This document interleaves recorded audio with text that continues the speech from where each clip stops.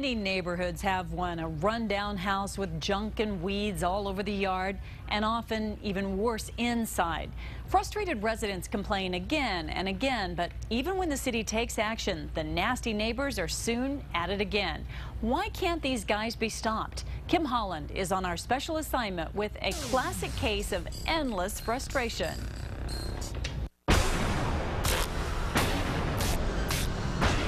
Well, I think it's very difficult for the city to handle someone who may be a hoarder. We've been telling you about John Gallegos for years. He's Albuquerque's #1 hoarder, and he's been a thorn in the side of both the city and his neighbors for most of the last decade and a half. I have to look at that every morning. Gallegos likes junk, any kind of junk. He loves his automobiles. He's got a slew of automobiles scattered throughout the city. And what does Gallegos do with all this stuff?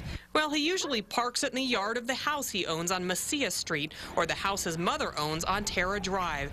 Then he lets it sit there and rot. Trash everywhere, cars everywhere. You know, the garage piled high with trash. The city has been trying for years to force Gallegos to clean up these eyesores. We first went to Metropolitan Court over this issue at least 10 years ago. But until 6 months ago, nothing worked. Gallegos simply would move his junk to another property until the city was satisfied. Then he would start hoarding all over again. I'm not a doctor. All I know is he has the ability to collect lots of stuff. We first met Gallegos in 2005. A Larry Barker investigation discovered the Macias Street house stuffed from floor to ceiling with trash. Gallegos also had 3 pigs living with him. During an inspection at the Terra Drive home late last year, officials found 8 or 9 dogs living there. Neighbors like Jim Ball are left to deal with the filth. Well, we get roaches, a lot of roaches. And Neighborhood Association President Carolyn Merchant says Gallegos' junkyard has led to lower property values and high resident turnover in the area. It's had a big effect. In January, after years of getting nowhere, a judge finally took off the kid gloves and got serious. He issued an order authorizing the city to clean up Gallegos' property on Terra Drive anytime it wants for a year. So far, crews have been out to the house twice in the last 6 months to haul away garbage. The city has placed 2 liens on the house for about $3,000 to recoup the cleanup cost.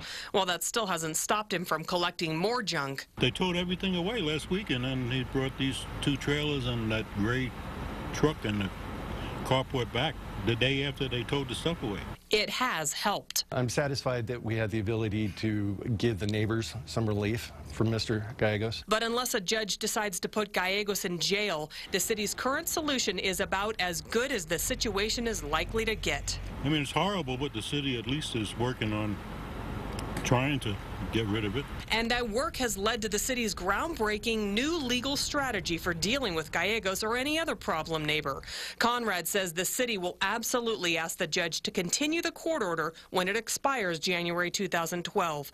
And the planning department will soon ask for a similar order to be able to forcibly clean up Gallegos' house on Macias Street. As long as he owns property within the city of Albuquerque, I believe that the city and Mr. Gallegos will be in touch. Kim Holland, KRQE News 13.